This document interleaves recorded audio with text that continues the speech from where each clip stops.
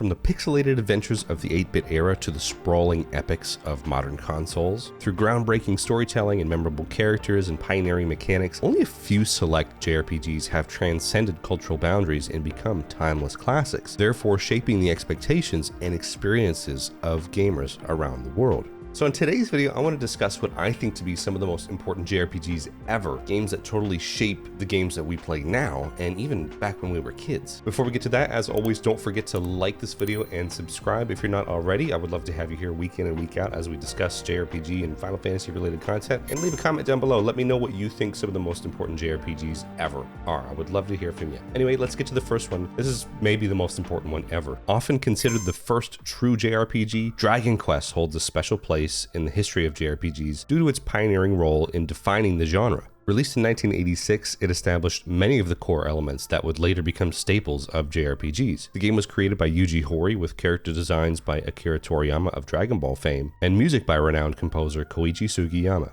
At a time when most video games were focused on arcade-style action, Dragon Quest introduced a more narrative-driven experience. Players took on the role of a hero on a quest to rescue the princess and defeat the evils of the world, embarking on a journey filled with exploration, battles, and character development. This narrative focus, combined with the game's fantasy setting, created an immersive experience that really drew players in. The turn-based combat system here was also interesting, allowing players to strategize their moves, choose attacks, cast spells, and use items in a way that required thoughtful planning rather than quick reflexes. This system became the benchmark for JRPGs in general, influencing countless games that followed. Dragon Quest also introduced the concept of leveling up and gaining experience points through battles, which provided a sense of progression and reward. This mechanic became fundamental to the genre, offering players a tangible measure of the character's growth and improvement over time. Moreover, Dragon Quest popularized the idea of a sprawling overworld filled with towns, dungeons, and secrets to discover. This was great for making players want to explore the world and created a really great sense of adventure and discovery, elements that are now integral to JRPGs.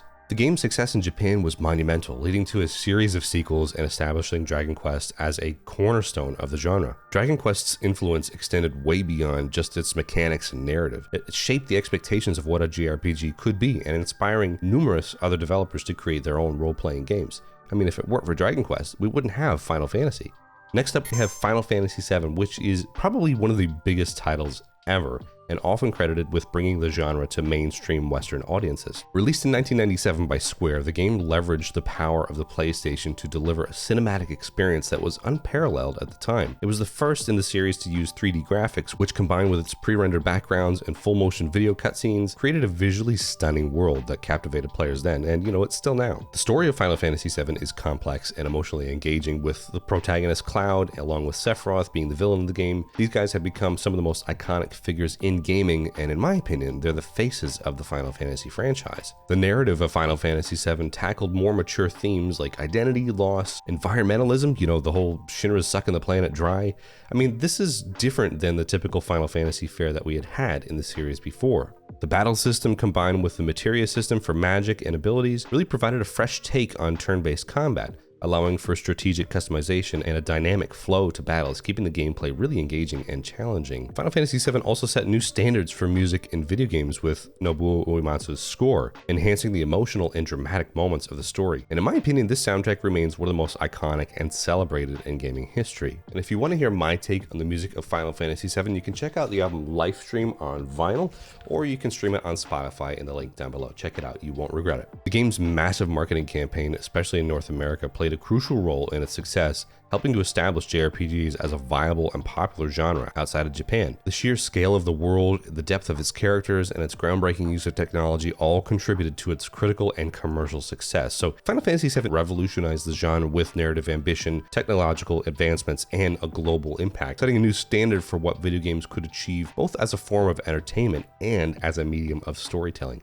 Maybe the most important game of the 90s. Maybe. Here's another one of my favorites, Chrono Trigger. Chrono Trigger is hailed as one of the most important JRPGs thanks to its groundbreaking gameplay, innovative narrative, and lasting impact on the genre. Released by Square in 1995 for the Super Nintendo, the game brought together a dream team of developers including Hironobu Sakaguchi from Final Fantasy fame, Yuji Horii from Dragon Quest fame, and Akira Toriyama from Dragon Ball fame, combining their expertise to create a masterpiece.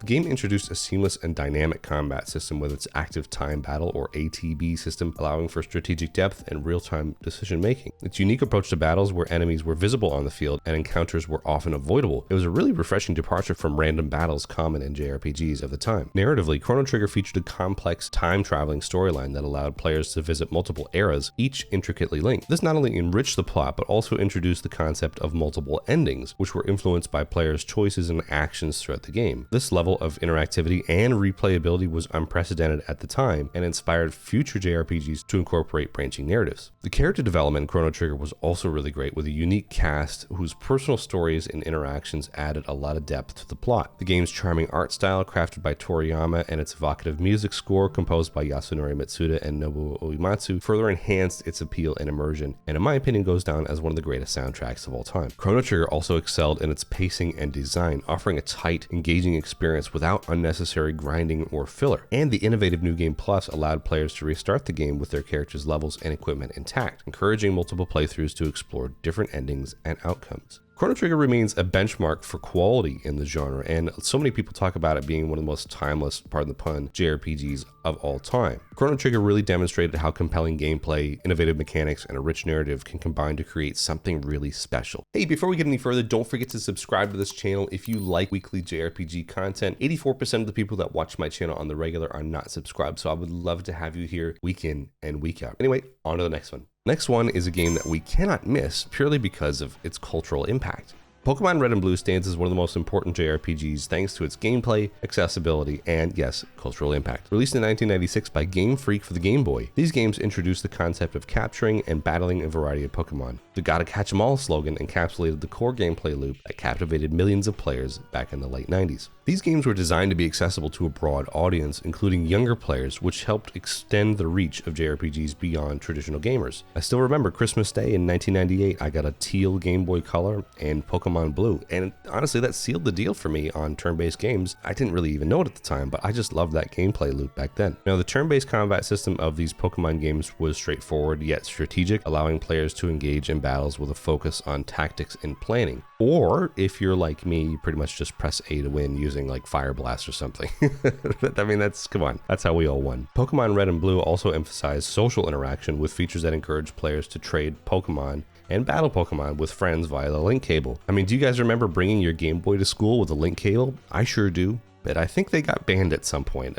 I think everybody got their Game Boys and link cables banned back in the late 90s. Now, these games provided a simple yet engaging storyline where players assume the role of a young Pokemon trainer on a quest to become the champion by defeating the Elite Four and completing the Pokédex. This journey, coupled with the discovery and collection aspects, created a compelling and very addictive experience. Honestly, the story was probably secondary to the gameplay in retrospect. Now, obviously, the success of these games laid the foundation for a multimedia franchise, including anime, trading cards, merchandise, movies, and more, cementing Pokemon as a significant cultural and economic force. The blend of exploration, collection, and social interaction has influenced so many RPGs and established a formula that continues to be successful in subsequent generations of Pokemon games.